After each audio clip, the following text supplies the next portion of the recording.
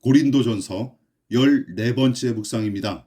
신약성경 고린도전서 3장 4절부터 11절 말씀까지 봉독합니다. 어떤 이는 말하되 나는 바울에게라 하고 다른 이는 나는 아볼로에게라 하니 너희가 육의 사람이 아니리요.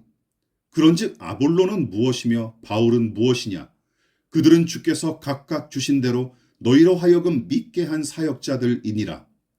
나는 심었고 아볼로는 물을 주었을 때 오직 하나님께서 자라나게 하셨나니 그런즉 심는 이나 물 주는 이는 아무것도 아니로되 오직 자라게 하시는 이는 하나님뿐이니라. 심는 이와 물 주는 이는 한 가지이나 각각 자기가 일한 대로 자기의 상을 받으리라. 우리는 하나님의 동역자들이요 너희는 하나님의 밭이요 하나님의 집이니라. 내게 주신 하나님의 은혜를 따라 내가 지혜로운 건축자와 같이 터를 닦아두매 다른 이가 그 위에 세우나 그러나 각각 어떻게 그 위에 세울까를 조심할지니라. 이 닦아둔 것 외에 능히 다른 터를 닦아둘 자가 없으니 이 터는 곧 예수 그리스도라. 바울은 육신에 속한 사람처럼 즉 성령으로 거듭나지 못한 사람처럼 교회 안에서 서로 서열을 나누는 교인들에게 매우 실망하며 분노했고 그로 말미암아 일어난 분열과 분쟁의 양상을 심히 안타까워하며 개탄에 맞지 않습니다. 그리고 구체적인 사례를 한 가지 제시하며 비판을 이어나가는데 대표적으로 나는 바울파다, 나는 아볼로파다 하며 편가르기를 일삼았던 것을 비판합니다.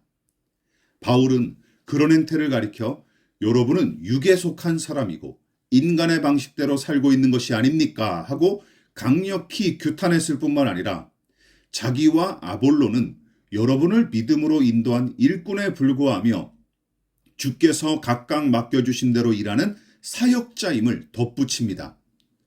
다시 말해 미스 코리아를 선발하듯이 사도들을 평가하고 서열을 매기는 짓이야말로 세속적인 방식일 뿐이고 하나님께서 각 사람에게 허락하신 사명과 사역도 차등을 둘 수 없다는 뜻입니다.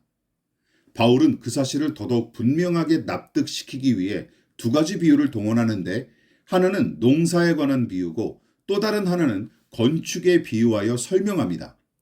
우선 바울은 자신과 아볼로가 하나님의 밭에 고용된 일꾼으로서 한 사람은 작물을 심은 임무를 부여받았고 다른 한 사람은 그 작물에 물을 주는 역할임을 피력했는데 정작은 자라게 하시는 이는 하나님뿐이니라 하며 결론을 맺습니다. 그러니까 생명의 탄생과 성장은 전적으로 하나님의 소관이지 씨를 뿌리고 물을 주는 행위 등은 농작물과 사람의 생장에 직접적인 영향을 주지 못한다는 사실을 강조하는 것이죠. 들에 핀 꽃과 풀이 사람의 손길과 상관없이 자라는 것만 봐도 그 사실이 여실히 증명됩니다. 그러므로 바울의 입장에서는 심는 자와 물 주는 사람의 우열을 따지는 작태가 괴상망측하게 보였고 더 나아가 각 사람에게 맞게 사명을 부여하신 하나님의 권위를 무시하는 짓거리였기에 분개할 수밖에 없었어요.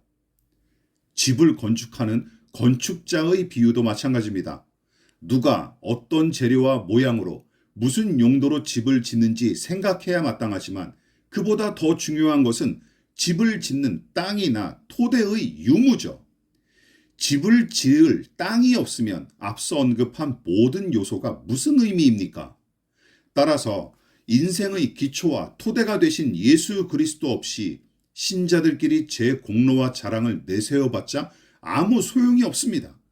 그런데 거듭난 신자일지라도 여전히 그의 내면에 자리매김한 죄의 본성은 거듭남과 성장과 성숙을 주관하시는 하나님을 중요하게 여기고 경배하기는커녕 자꾸만 물 주는 이와 씨 뿌리는 이와 거두는 이에게 더 큰 관심을 두고 더 나아가 저들 가운데 누가 더 중요한지 따지며 쓸데없이 서열을 매기고 파벌을 형성하도록 부추깁니다. 지금 고린도 교인들이 바로 거기에 걸려 넘어진 상태죠.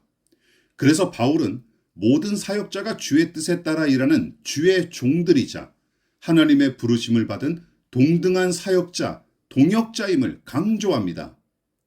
하나님보다 사람을, 하나님의 권능과 지혜보다 개인의 경건과 지혜를 앞세우는 교회, 신자들끼리 우열을 나누며 편가르기를 일삼는 교회, 그런 교회는 불 꺼진 초와 맛을 잃은 소금, 모래 위에 지은 집에 불과합니다.